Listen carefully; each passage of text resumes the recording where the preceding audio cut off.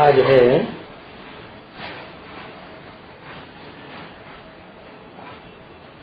प्रातः क्लास 2 अप्रैल 1967 रविवार को चौथी पेज की मध्याह्न में बात चल रही थी। शंकर क्या करते हैं? कहते हैं भाई वो प्रेरणा करते हैं, प्रेरक हैं। अभी प्रेरणा तो कोई नहीं है। अभी मैंने कभी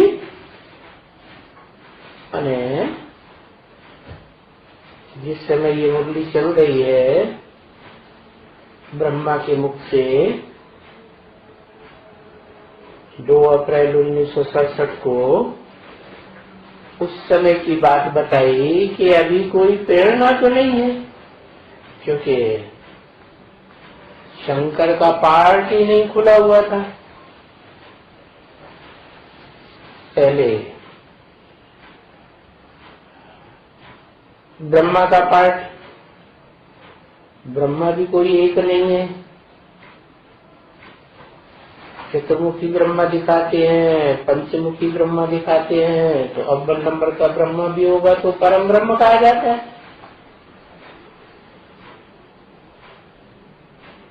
ब्रह्मा के बाद आता है, स्थापना के बाद आती है विनाश की बात, क्योंकि स्थापना का तब तक कोई महत्व नहीं होगा जब तक पुराने पन का विनाश न हो, पुरानी दुनिया का विनाश न हो। तो शंकर द्वारा विनाश की बात आती है।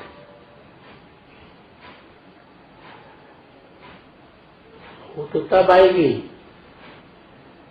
जब वो पांचों ही ब्रह्मा के द्वारा पार्ट पूरा हो जाए। यज्ञ के आदि में ब्रह्मा के रूप में त्रिमूर्ति ब्रह्मा कह देते हैं भक्ति मार्ग में। तो वास्तव में जो शिव की 3 मूर्तियां हैं वो ही 3 ब्रह्मा है।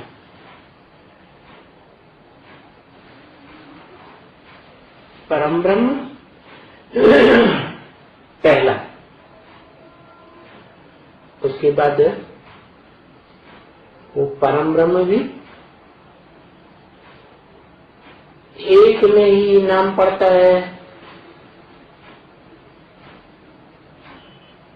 जैसे दादा लेखराज पुरुष तन थे तो नाम पड़ा ब्रह्मा, जिसमें भी प्रवेश करता हूँ उसका नाम ब्रह्मा देता हूँ। तो ब्रह्मा नाम तो दिया, परंतु ब्रह्मा के द्वारा जो ब्राह्मण पैदा होते हैं, ब्राह्मणियां पैदा होती हैं, उन ब्राह्मणियों को पुरुष तन कैसे संभालेगा? इसलिए सरस्वती को निमित्त बनाया।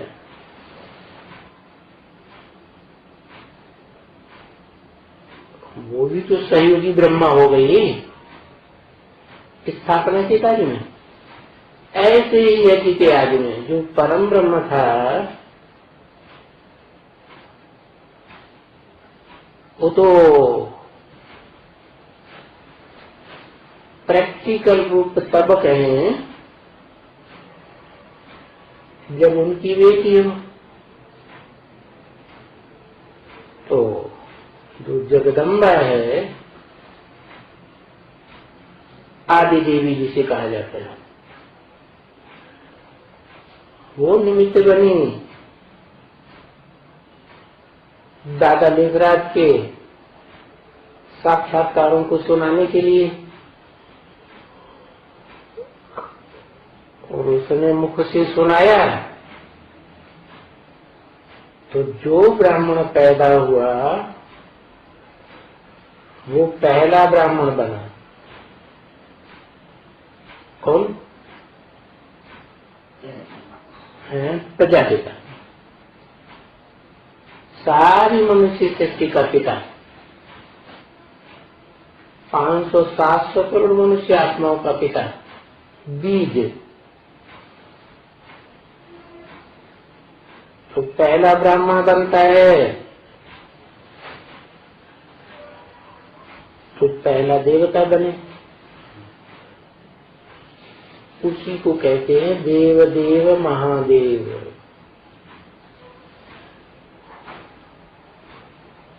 तो यज्ञ के आदि में स्थापना के साथ साथ विनाश ज्वाला भी उसी ब्राह्मण से चलती है। जो पहला ब्रह्मा बनता है के बाद जगदम्बा भी ब्रह्मा है, ब्रह्मा का मुख। फिर जो स्त्री चूला है जगदम्बा, और तन सारी आत्मा तो है, परंतु आत्मा जड़त्व में ही है। ज्ञान की गहराई को नहीं पकड़ सकते।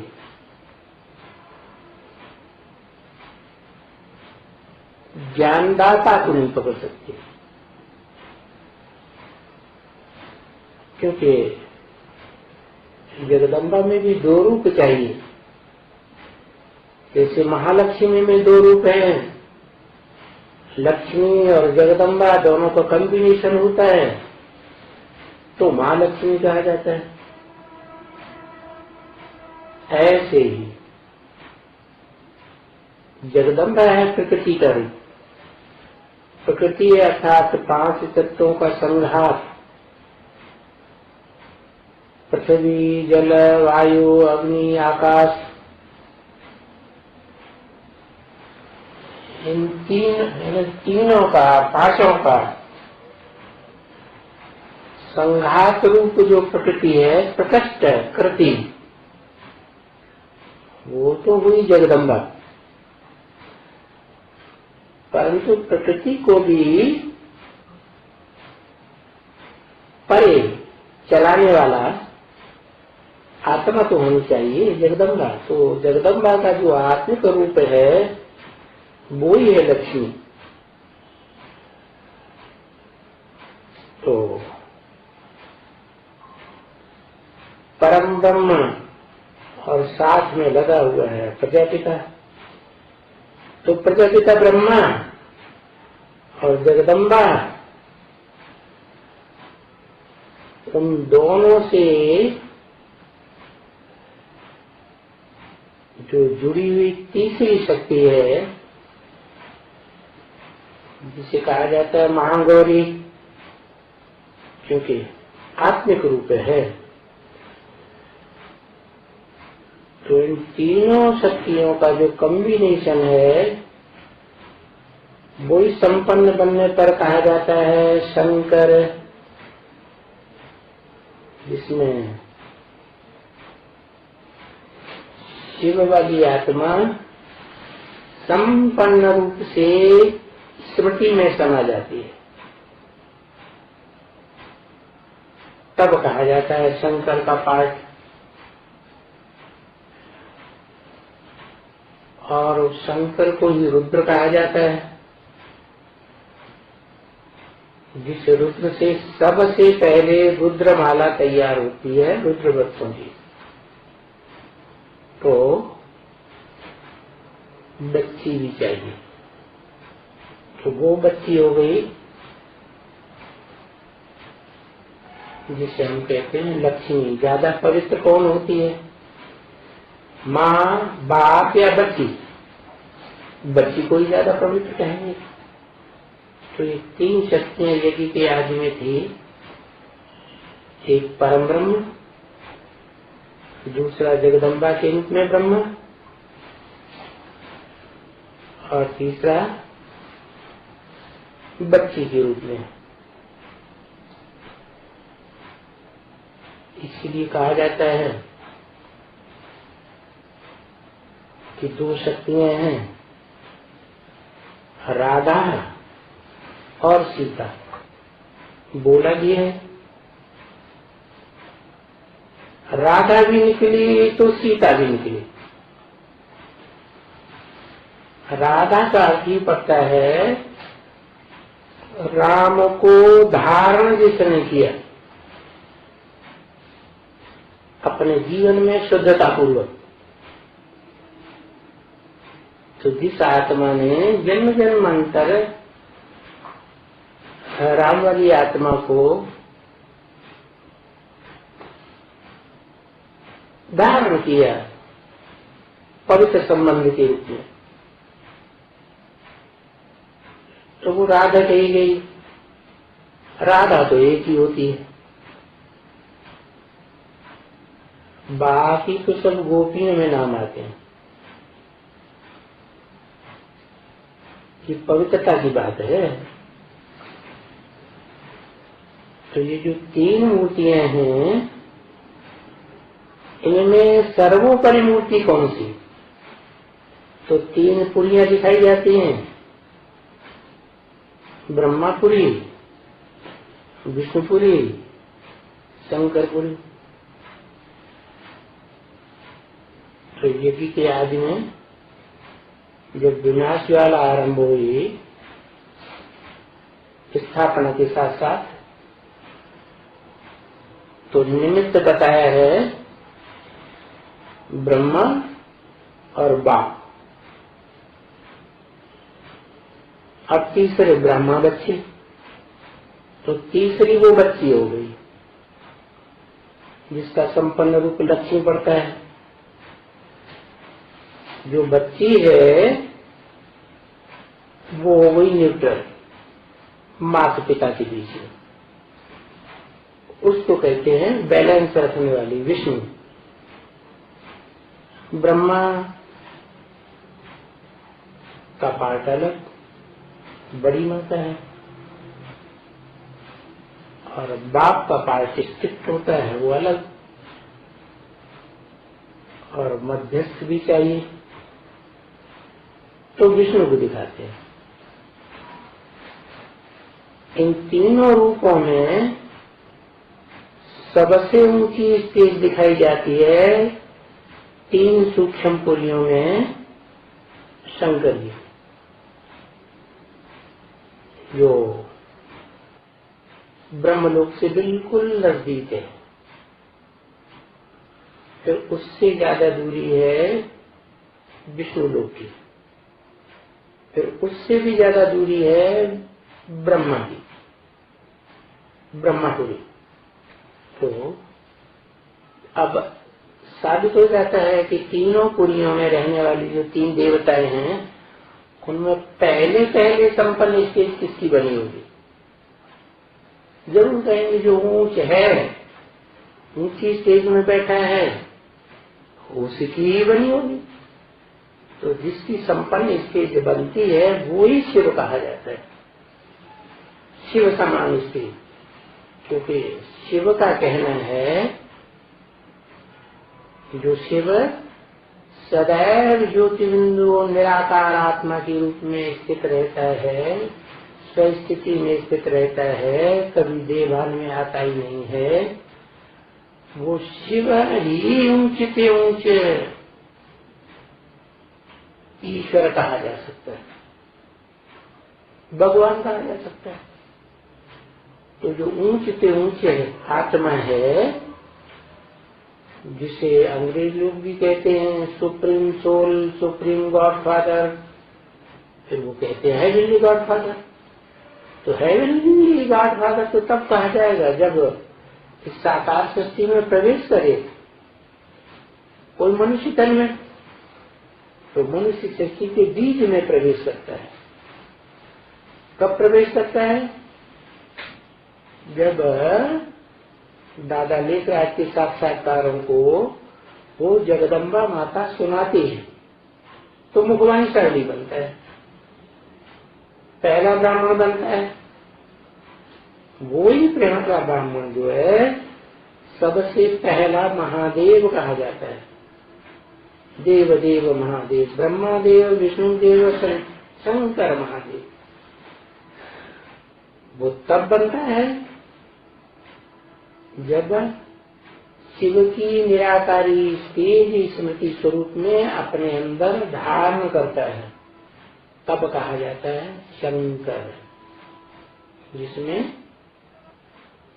ब्रह्मा, जिसे ज्ञान चंद्रमा कहते हैं, वो भी प्रवेश करके पाठ बजाता है। और विष्णु वाली आत्मा भी स्वभाव संस्कारों से मिलकर के एक होकर के रहती है। और वो मनुष्य सृष्टि का बीज जो राम वाली आत्मा तो है ही।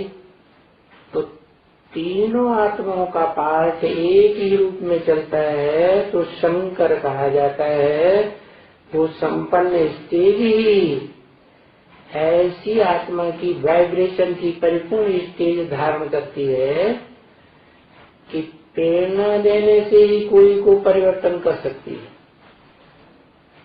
प्रेरणा देकर के वैज्ञानिकों के द्वारा एटॉमिक एनर्जी का विस्फोट करा सकती है। तब कहा जाता है कि शंकर ने प्रेरणा दी। वो तो उस समय की बात है जब कहें ब्रह्म वाक्य कि तुम बच्चों को तमो प्रधान से सतो प्रधान बनने में 40 से 50 वर्ष लगते। तो जिन बच्चों को बोला है उनकी संख्या तो ज्यादा है, लेकिन उनमें जो अव्वल नंबर बच्चा है शिव का, वो तो शंकर है, जो याद की स्टेज में ब्रह्मलोक से सबसे नजदीक है। तो ब्रह्मलोक है ही शिव के रहने का स्थान, आत्माओं के बाप का घर। तो शंकर वाली आत्मा ही संपन्न बन करके प्रेरणा देने का कार्य अव्वल नंबर करती है। बाकी सब जितने भी रुद्रमाला के मणके हैं, आत्माएं हैं, वो सब सहयोगी का काम करते हैं। तो ये कहा जा सकता है कि 2-4 के दिन जो वाणी बोली उस समय के लिए बोला कि अभी प्रेरणा तो कोई नहीं है ना। उस समय प्रेरणा कैसे होगी? शंकर का पार्ट ही नहीं है, प्रैक्टिकल में कोई व्यक्तित्व ही उभरा नहीं है, तो कैसे कहें? इसलिए बोला कि हम प्रेरणा आदि अक्षर नहीं कहते हैं। कहने की बात तब हो जब प्रैक्टिकल में हो। हम ड्रामा को कहते हैं कि ड्रामा में ऐसा हुआ वैसा हुआ। ड्रामा का प्लान बुद्धि से समझा जाता है। ये बेहद का ड्रामा है मनुष्य सृष्टि रूपी रंगमंच। यहाँ मनुष्य की बुद्धि दिनों दिन तमो प्रधान बनती जाती है। तो दुनिया की हर चीज 4 अवस्थाओं से पसार होती है। ये सृष्टि भी 4 अवस्थाओं से पसार होती है। सतयुग, त्रेता, द्वापर, कलयुग, सत्व प्रधान, सत्व सामान्य, रजो और तमो। तो माया बड़ी तेज बनती जाती है, क्योंकि माया खड़ी होती है भगवान बाप के फ्रंट में। जैसे बाप तीखा है, माया भी बड़ी तीखी है। नाम ही माया है। माँ माने नहीं, आया माने आया। ना आई होती तो अच्छा था। कैसे आती है माया? इस मनुष्य सृष्टि रूपी रंगमंच में द्वैतवाद कर देती है पैदा। आर्थिक स्थिति, में सदैव रहने वाला, स्वस्थिति में सदैव रहने वाला शिव स्वर्ग स्थापना की शक्ति रखता है। और माया देह अभिमानी है। तो माया देह के 5 तत्वों की शक्ति को अपने हाथ में करती है। इसीलिए बोला था अगस्तवाणी में, माया ने जब रुद्र वत्सों के योग बल से तंग आ गई, माया हार चुकी, तो क्या किया? प्रकृति को अपने कंट्रोल में ले लिया, हाथ में ले लिया, चालाकी की। क्योंकि प्रकृति तो जड़त्व में ही है, बुद्धि इतनी है नहीं, तो फ्रंट में आ गई 2 युगों के बाद, त्रेता के बाद, अंत में। तो वो एक कहानी आती है मुसलमानों में, आदम को आदिदेव शंकर को बरगलाया। तो वो बरगलाने वाली और कोई नहीं है, वो ही जगत में ही जगदम्बा है, जो बड़ी प्रबल है। क्योंकि जो सर्व का रचयिता प्रैक्टिकल है, जिसमें शिव प्रवेश करते हैं परमानेंट मुकर्रर रूप से, उसकी शक्ति बड़े लंबे समय तक लेती रहती है बेटी के रूप में, और फिर माया के रूप में भी। माया भी बेटी है, तो जगदम्बा भी माया बेटी जैसी हो गई। तो माया के चंबे में आ जाती है। तो तेज बुद्धि होने के कारण वो दल बुद्धि प्रकृति को अपनी मुट्ठी में कर लेती है। जैसे कोई परिवार में बच्ची हो और वो बच्ची किसी बात पर बाप से लड़ जाए, तो पहलौती की बच्ची है ना, तो क्या करती है? बुद्धि में तीखी होती है,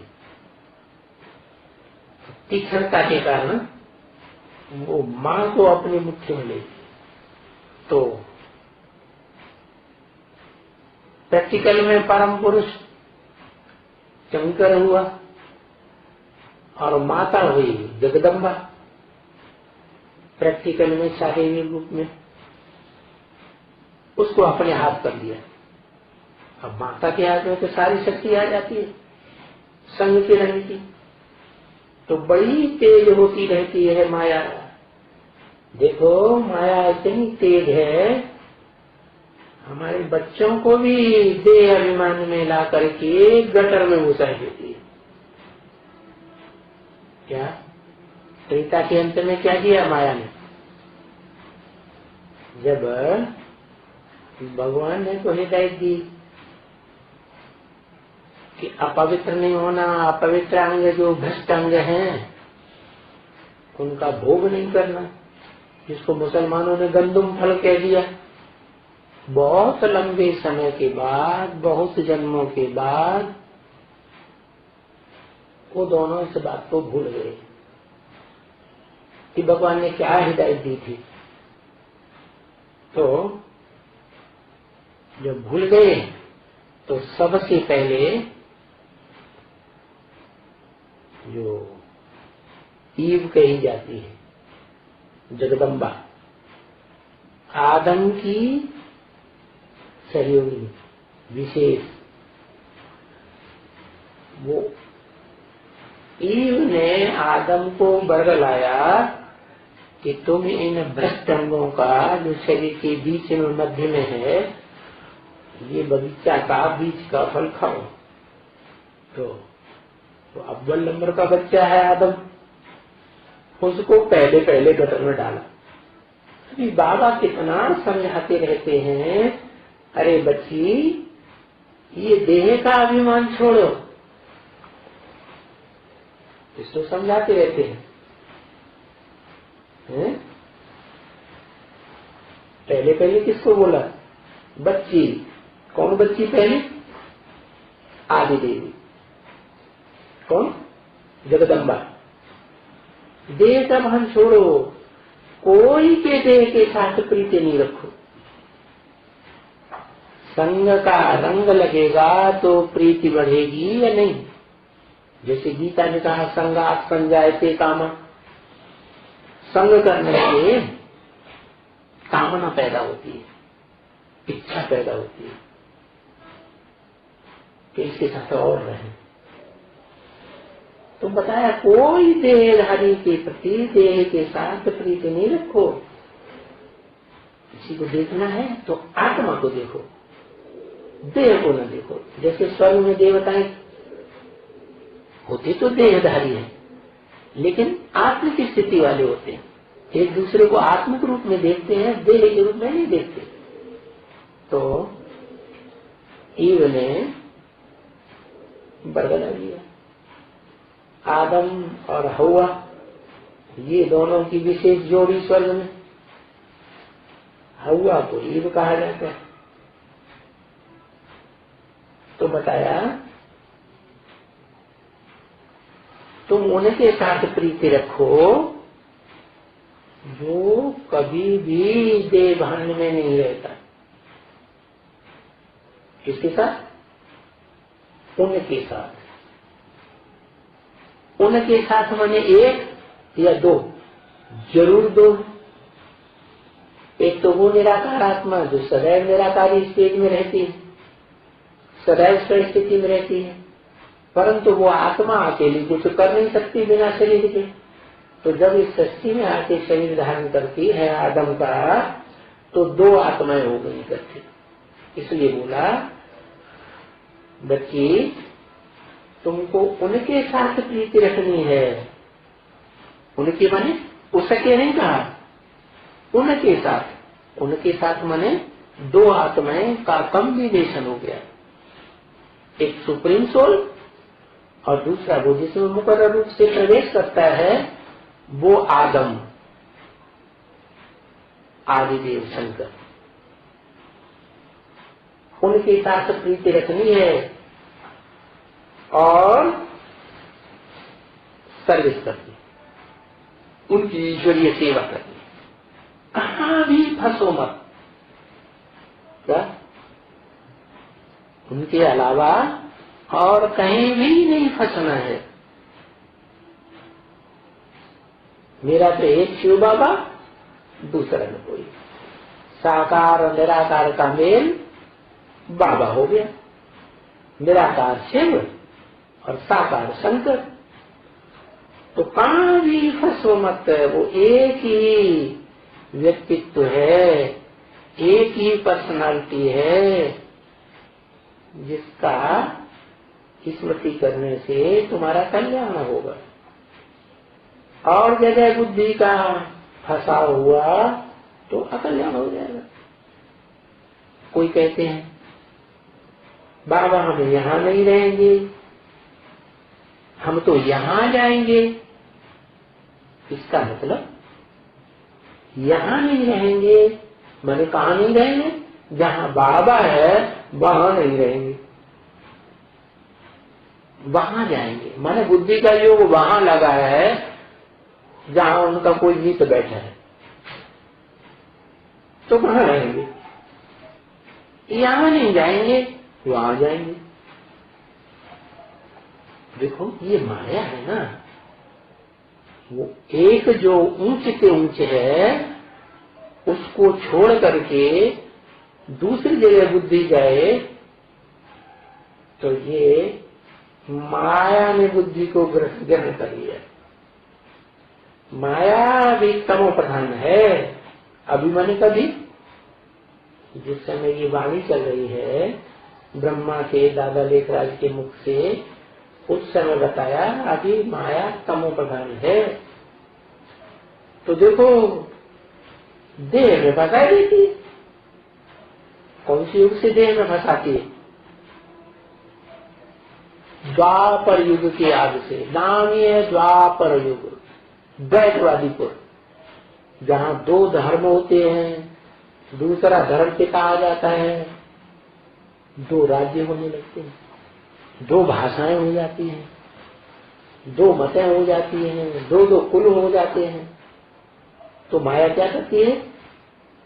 स्त्रियों को स्त्रियों में भी फंसाई देती है और पुरुषों को पुरुषों में फंसाई देती है। ऐसे भी करती है कि जिसमें बुद्धि फंस जाएगी स्त्री की स्त्री में, फिर उस स्त्री की याद आएगी। जिस पुरुष में बुद्धि फंस जाएगी पुरुष की, फिर वो पुरुष याद आएगा। मतलब इस समय में तमो प्रधान है माया, एकदम नाक से पकड़ करके फंसाई देती है। क्या नाक से? क्यों कहा? नाक किस प्राणी की बड़ी होती है? हाथी की बड़ी होती है। हाथी में देवहन बहुत होता है, सारा दिन हिलता रहेगा देवहन के घर।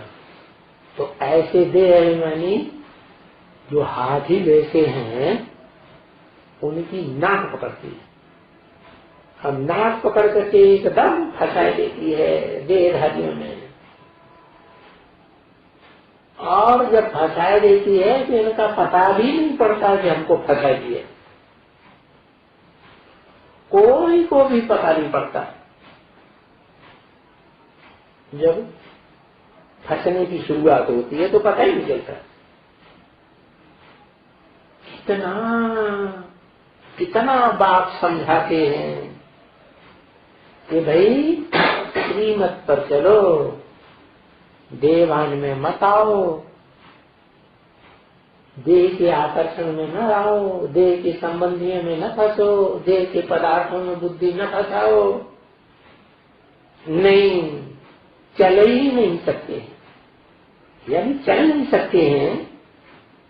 कैसे भी है, मुझे श्रीमत पर चलना है, लेकिन चल नहीं सकते, है ना? क्यों? जब चाहते भी हैं कि हमें चलना है श्रीमत पर, फिर क्यों नहीं चलते हैं? क्योंकि पूर्व जन्मों का ऐसा हिसाब किताब बन जाता है। क्या? कि जिन जिन देहधारियों के साथ प्रीति रखी है, वो देहधारी हिसाब किताब लेने आ जाते हैं माया के रूप में। तो चला नहीं सकते हैं, है ना? वो अपनी ही रावण की मत जट बुद्धि में चलती रहती है। ये रावण और माया, इनकी भी प्रवृत्ति है, जिनको रामायण में मंदोदरी कह दिया है। मंद बुद्धि वाली, बुद्धि रूपी पेट है मंद, तीक्ष्ण बुद्धि नहीं है। जैसे रावण जेल से छोड़ता ही नहीं है, ऐसे तुम सीता रूपी आत्माओं को रावण पकड़ लेता है, माया रावण। देह अभिमान की जेल से रावण छोड़ता ही नहीं है। देह अभिमान बड़ी मुश्किलात की बात है कि 5 विकारों का बाप है। ये बात कहते हैं अपन को आत्मा समझना, सदैव आत्मा समझना, देह नहीं समझना। आत्मा ही अविनाशी है, देह तो विनाशी, आज है कल नहीं देह। और बात तैयार कर, आत्मा अविनाशी, आत्मा का बाप भी अविनाशी। इस सृष्टि पर अविनाशी और विनाशी की बात होती है। परम धाम में तो विनाशी अविनाशी की बात ही नहीं, वहां तो चैतन्य आत्मा ही रहती है, सदा अविनाशी आत्माएं रहती हैं। तो उस बाप को, जो अविनाशी बाप है, इस सृष्टि रूपी रंगमंच पर उसी को याद करना है।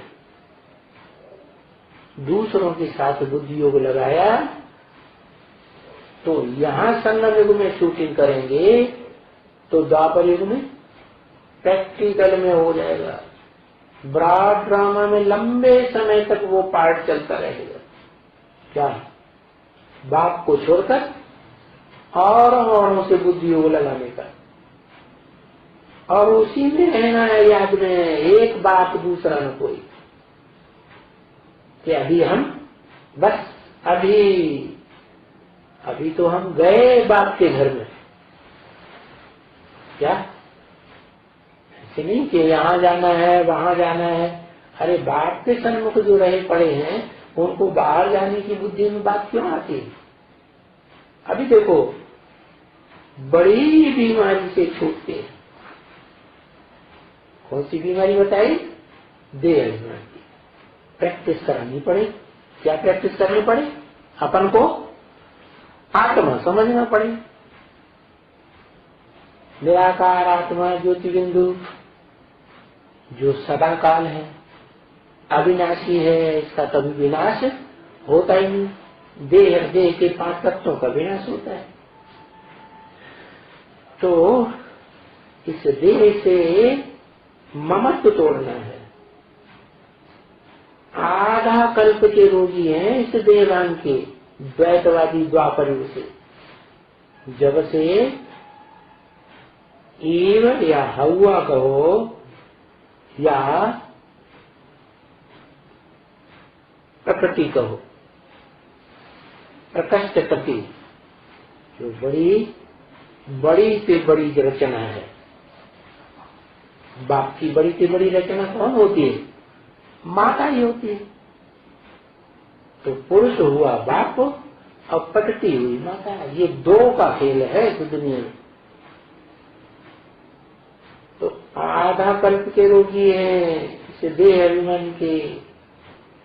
देह अभिमान आता है तो हेल्थ, वेल्थ, हैप्पीनेस, ये तीनों को बर्बाद करता है। ये हेल्थ, वेल्थ और हैप्पीनेस, ये तीनों ही हो तो निरोगी काया, बड़ी काया, बहुत सुख पवित्रता। अभी कलयुग अंत में ये तो नहीं है ना। न स्थायी हेल्थ किसी के पास है, बीमारियां लगती रहती हैं। न वेल्थ स्थायी है किसी के पास, और जब हेल्थ वेल्थ नहीं तो हैप्पीनेस तो हो ही नहीं सकती। तो सभी रोगी, बीमार, गंदे, डर्टी क्या है इस दुनिया में इस समय में। इसलिए इस दुनिया को वैश्यालय कहा जाता है ना, शिवालय नहीं कहा जा सकता। क्योंकि शिवालय है हेवनली गॉड फादर का हेवन, स्वर्ग, जहां एक के साथ बुद्धि योग लगता है। राधा की दृष्टि कृष्ण में डूबेगी, कृष्ण की दृष्टि राधा में डूबेगी। देवी देवताओं की दृष्टि विचलित नहीं होती, तो उसे कहेंगे शिवालय। जैसे शिवालय में जाते हैं, भक्ति मार्ग में देखते हैं मंदिर हैं शिव के, तो जो भी देवताओं की मूर्तियां हैं चारों ओर बैठी हुई है शिवालय में, वो एक शिव को देख रही हैं, एक शिव को याद कर रही है, तो उसे कहा जाता है शिवालय। और आज की दुनिया क्या बन गई? सबकी दृष्टि, सबकी वृत्ति, सबकी कान, सबका मुख, पता नहीं जिससे रज रज के बातें करते रहते हैं। इसको कहा जाता है वैश्यालय। विशेष इंद्रियां हो गई नरक। क्या? नरक, स्वर्ग नहीं। क्यों? स्वर्ग बनता ही है जो सदैव उस स्थिति में रहता है, वो स्वर्ग बनाने के निमित्त बनता है, प्रैक्टिकल में बनता है, शरीर के द्वारा स्वर्ग बनाता है। नर किसे कहा जाए? कहते नर अर्जुन को भगवान ने स्वर्ग में नारायण बनाया, तो स्वर्ग तो हेवनली गॉड फादर बनाता है, फिर नरक को कौन बनाता है? नर जिसे मनुष्य कहा जाता है, जो चंचल मन वाला होता है, उसको कहा जाता है नर। स्वर्ग के अंत में जन्नत का जब अंत आना हुआ तो उस समय आदम की बुद्धि विचलित हो गई। आदम के अंदर चंचलता आ गई मन की।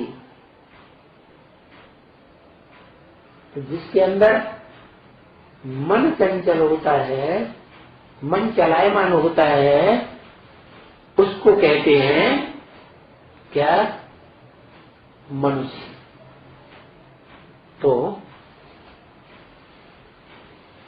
आदि मन जो है वो वैवस्वत कहा गया गीता में। मैं जब आता हूं तो जिसको ज्ञान देता हूं इस मनुष्य सृष्टि में, पहले पहले उसको ज्ञान सूर्य का टाइटल दे देता हूं।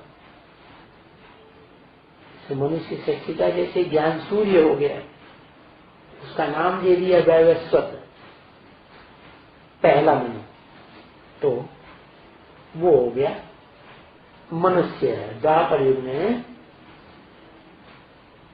ये सप्तऋषि हुए हैं, उन्होंने बहुत मनन चिंतन मंथन किया है, शास्त्र को तैयार किया है। तो मन चलायमान हुआ, माना नरक नर ने बनाया, और रौरव नरक बन जाता है कलयुग के अंत में। अभी नरक, फिर रौरव नरक।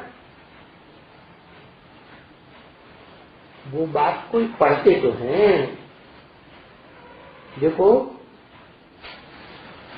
ये ब्राह्मण बैठ करके पढ़ते हैं, ये गरुड़ पुराण जिसमें रौरव नरक की बातें दिखाई गई, परंतु उन ब्राह्मणों को न कुछ समझे हैं और न सुनने वालों को समझे उसका गहरा अर्थ क्या हुआ। ऊपर ऊपर पढ़ते रहते हैं। तो भाई उनको क्या कहेंगे? उनको कहेंगे जैसे बंदरों की आवाज किलकारियां मारते रहते हैं।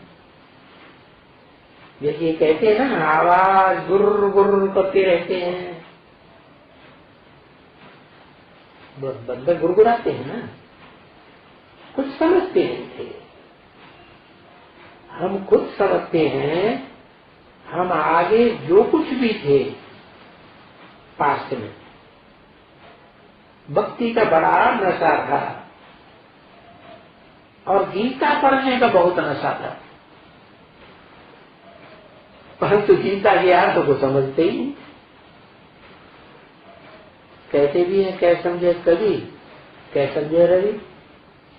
या तो ज्ञान सूर्य स्वयं आ जाए इस सृष्टि पर तो वो सही अर्थ बता सकता है, या तो जिसने गीता लिखी वो सही अर्थ बता सकता है। दोनों में से कोई नहीं है मौजूद, तो बताएगा कौन? तो भक्तिमान के कंठ घंट करते रहते थे, तिलक लगाते थे। वास्तव में तिलक लगाने की बात नहीं है, आत्मिक स्थिति में टिकने की बात है। फलाना करने का भक्ति का बड़ा नशा, परंतु अभी मालूम पड़ा है ये भक्ति तो सारा बंदरों का नशा था, बंदर बनने का नशा था। अभी पता चला है कि हम भक्ति से दुर्गति को पाते हैं, बुद्धि की दुर्गति हो जाती, मन की दुर्गति हो जाती, नेगेटिव संकल्प करने लग पड़ते, बंदर बन गए ना। अभी उसको मालूम तो नहीं है कि भक्ति क्या है, ज्ञान क्या है, वैराग क्या है। असली बात तो ये है कि ज्ञान एक से आता है, एक भगवान से ऊंच से ज्ञान आता है। वो ज्ञान मिलता है जिनको, तो उनको भक्ति के आडंबरों से वैराग आ जाता। कर्मकांडों से बैराग आ जाता है। ये अंधश्रद्धा के कर्मकांड है ना। भक्ति में लिख दिया है, भक्ति से भगवान मिलेगा। भक्ति पूरी होगी तो भगवान मिलेगा। तो भी खुश होकर के भक्ति ही करते रहे कि जल्दी जल्दी हमारी भक्ति पूरी हो। भक्ति माने भागना, भाग करके कहीं जाने का तो लक्ष्य होता ही है। तो भागदौड़ पूरी हो तो पहुंचे, तो भक्ति पूरी होती है तो भगवान तक पहुंचते। तो भक्ति तो करते ही रहते हैं, ये नहीं समझते हैं कि भक्ति से दुर्गति होती है, भागती रहती है बुद्धि, इधर भगवान उधर भगवान। मंदिर में जाओ, फिर किसी जन्म में गिरजाघर में जाओ, फिर किसी जन्म में सिखों के दरबार में जाओ, कहीं मस्जिद में जाओ। आत्मा जन्म लेती रहती है, पतित तमोप्रधान बनती रहती है और कहते हैं हे पतित पावना। तो क्यों कहते हैं?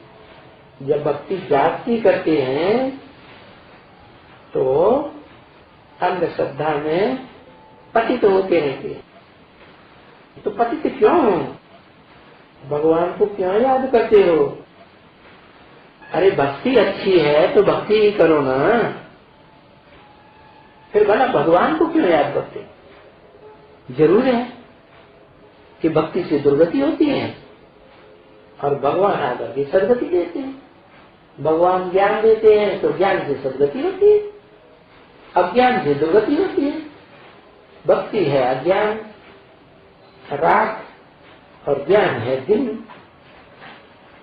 भक्ति करते करते माथा टेकते टेकते, और ये क्या है, किसे ये करते हैं? 2, 4 सरस्वती वाणी का 5वां जी नहीं, हमको भगवान आकर के कुछ भक्ति का फल देगा, ऐसा विश्वास है, इसलिए भक्ति करते हैं।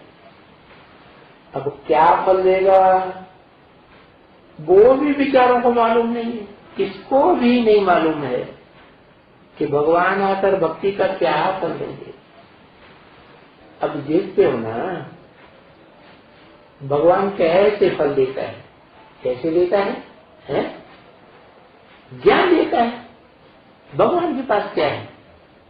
भगवान जन्म मरण के चक्र में आता नहीं है, वो है ही सुप्रीम सोल। जन्म मरण के चक्र में नहीं आता है सृष्टि रूपी रंगमंच पर, तो त्रिकालदर्शी बन के रहते हैं।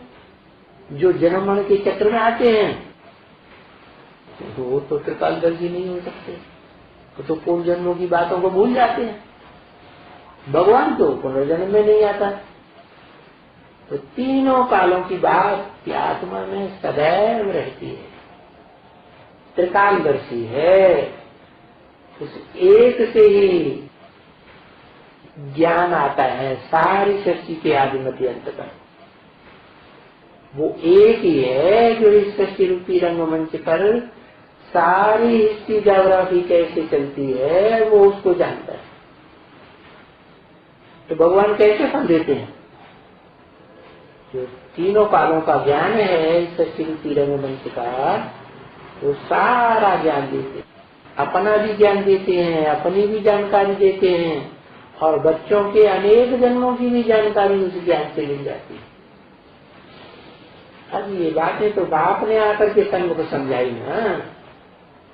कौन से बाप ने?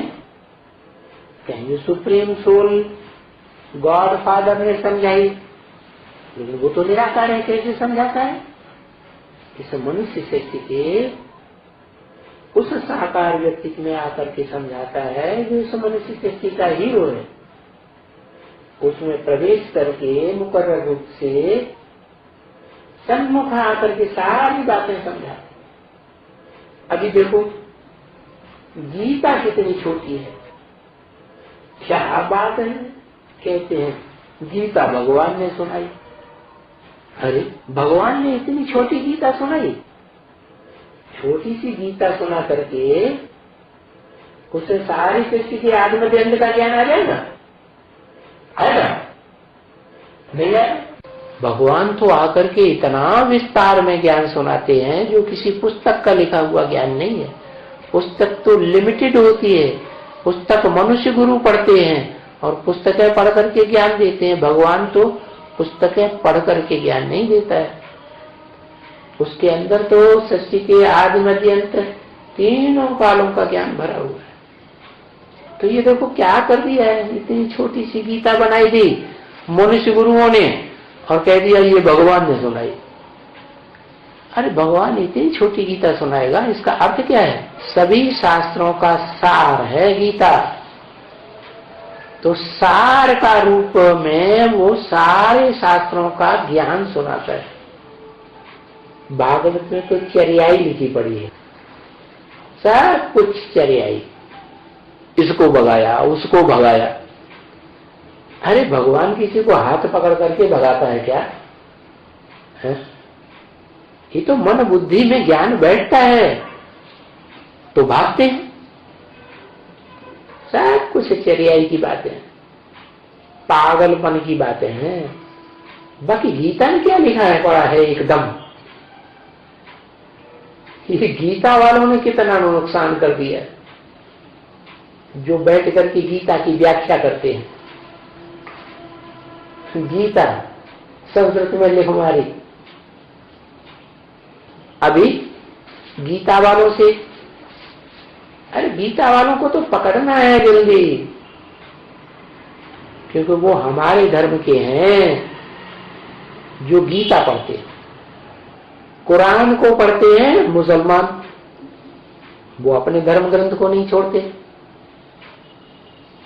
क्रिश्चियन पढ़ते हैं बाइबल, वो अपने ग्रंथ को पढ़ते हैं, किसी दूसरे का धर्मशास्त्र नहीं छुएंगे। जो सिख हैं वो गुरु नानक की वाणी पकड़ते हैं। तो हर एक धर्म वाला अपना धर्म ग्रंथ पकड़ता है। बौद्धी हैं वो अपना धर्म ग्रंथ पकड़ते हैं। तो भगवान ने ही एक ऐसा शासन करने का विधान बनाया था, सुनाया था, जिसे गीता कहा जाता है। वो गीता भगवान का शास्त्र है, शासन करने का विधान है। तो जो उस गीता को पढ़ते हैं वो देवी देवता सनातन धर्म के, वो आत्मा है। तो गीता पढ़ते हैं जरूर हमारे धर्म के हैं। तभी बाबा इशारा देते रहते हैं, भाई जाओ, गीता का बड़ा प्रभाव हुआ है संसार में। सब धर्मों के लोग गीता को महान ग्रंथ मानते हैं। सभी धर्म वालों ने अपने अपनी भाषाओं में उसका अनुवाद करवाया हुआ है। सबसे जास्ती अनुवाद गीता का हुआ है। शांति निकेतन टैगोर की गीता, टैगोर को सब गुरु कहते हैं ना, क्योंकि गीता टैगोर की भी गीता बनी हुई है। टैगोर की गीता, गांधी जी की गीता।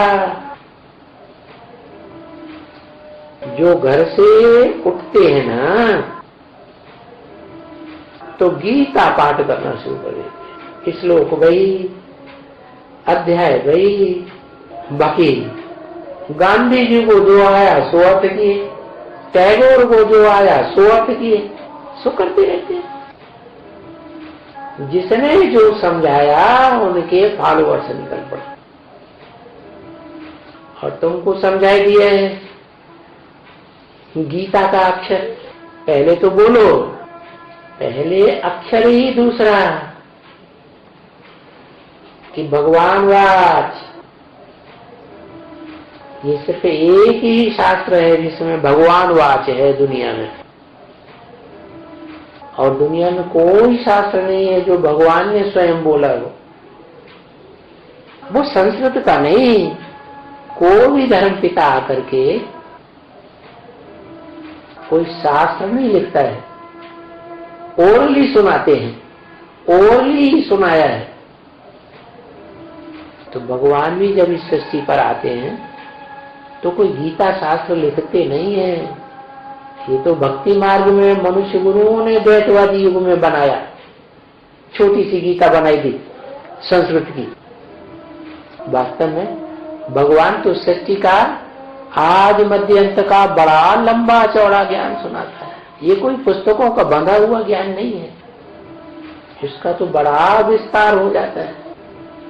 कहते हैं कि सारे जंगल की कलमें बनाओ और सारे सागर की स्याही बना दो और फिर उससे लिखते चले जाओ, लिखते चले जाओ, लिखते चले जाओ, कभी भी भगवान का ज्ञान दिया हुआ वो पूरा ही नहीं होगा। जंगल की कलमें खत्म हो जाएंगी, सागर का पानी खत्म हो जाएगा, लेकिन भगवान का दिया हुआ ज्ञान कभी खत्म नहीं। उसको कहते हैं अविनाशी रुद्र ज्ञान यज्ञ। ये रौद्र रूप धारण करने वाला शिव ही है। इतना विस्तार और कोई कर ही नहीं सकता और इतना सार रूप कोई धारण कर ही नहीं सकता। तो बोला पहला अक्षर है भगवानवाद और दूसरा जो भगवानवाद है कि मैं साधुओं का भी परित्राण करने आता हूं। परित्राणाय साधु अर्थात साधुओं की रक्षा करता हूं। साधु किसे कहा जाता है? जो साधन करते हैं, जो देह की इंद्रियों को कंट्रोल करने की कोशिश करते हैं देहधारी, फिर भी उनकी बुद्धि में इतना ज्ञान भरा हुआ है इस कलयुग में भी कि देह की इंद्रियों को कंट्रोल करने के लिए प्रयत्न तो करते हैं। भले सभी मनुष्य मात्र भोगी हैं, फिर भी भगवान का ज्ञान बुद्धि में भरा हुआ है कि पवित्रता अच्छी चीज है। तो ऐसे साधु संत महात्माओं की मैं रक्षा करता हूं। क्या आसुरी गवर्नमेंट क्या कहती है, क्या करती है? ऐसे साधु संत महात्मा उनको लेकर के जेल में डाल देती। पर भगवान कौन सा है जो ऐसे साधु संत महात्माओं की रक्षा करता है? पहले तो ये बात कि भगवान किसको कहा जाए है? किसको कहा जाए? अरे भगवान का परिचय चाहिए। क्या जिसको कहा जाए धनवान, तो धनवान दुनिया में कौन है सबसे जास्ती? तो किसे कहेंगे? जिसके पास धन सबसे जास्ती हो, जिसका मुकाबला धन में कोई दुनिया में न कर सके, उसको कहेंगे दुनिया का सबसे बड़ा धनवान। तो भगवान जिसे कहेंगे। स्त्री के स्वरूप को भग कहा जाता है, पुरुष के स्वरूप से भिन्न है। तो जिसके पास वो कन्याएं माताएं सबसे जास्ती सुख अनुभव करती है, उसको कहा जाता है भगवान। जैसे धनवान वैसे ही भगवान। तो बताया भगवान का परिचय चाहिए। वो संसार को परिचय मिलता है। भागवत में क्या परिचय मिलता है कि 16,000 भव गोपियां भाग भाग करके भगवान के पास आई। किसी मनुष्य मात्र के पास तो नहीं जा सकती है, नहीं इतनी। 16,000 क्या है? जैसे मनुष्य का शरीर है, आत्मा का संसार है। उस मनुष्य शरीर में 16,000 नसेनानियां हैं। आधी काला खून बहाने वाली निगेटिव खून और आधी लाल खून बहाने वाली पॉजिटिव। तो ये संकल्पों का खून है। जिन 16,000 आत्माओं में ये संकल्पों का खून बहता है, लेफ्टिस्ट और राइटियस। ये विराट पुरुष का रूप दिखाया गया, उसको कह दिया है भगवान का विराट रूप। तो बच्ची, तुम बच्चों को आगे कुछ मालूम था कि भगवान क्या चीज है? अब तो तुम्हें पता चल गया कि भगवान तो निराकार और साकार का मेल है। कौन से निराकार, कौन से साकार? जो दुनिया का सबसे पावरफुल निराकारी स्टेज वाला है, सदा काल निराकारी स्टेज। और दूसरा, जो दुनिया का सबसे जास्ती साकार शरीर धारण करने वाला है, उससे जास्ती जन्म लेने वाला कोई हो ही नहीं सकता सारी सृष्टि में। उसके शरीर का भी कभी विनाश नहीं होता, वो भगवान कहा जाता है। साकार और निराकार का मेल। तो भगवान कैसे आते हैं? गुप्त में आते हैं पहले कि प्रत्यक्ष में आते हैं? जरूर गुप्त में आते हैं। जैसे कोई भी बच्चा है, माँ के पेट में पहले गुप्त होता है, बाद में प्रत्यक्ष होता है। ऐसे भगवान भी पहले गुप्त पार्ट बजाता है सृष्टि रूपी रंगमंच पर।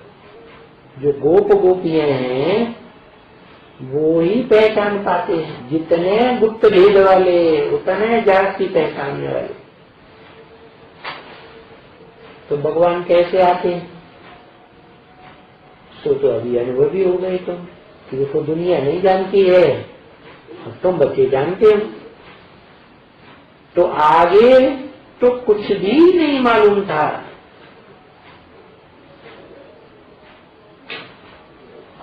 अभी तो तुम कितना ज्ञानवान बच्चे बनते जाते हो।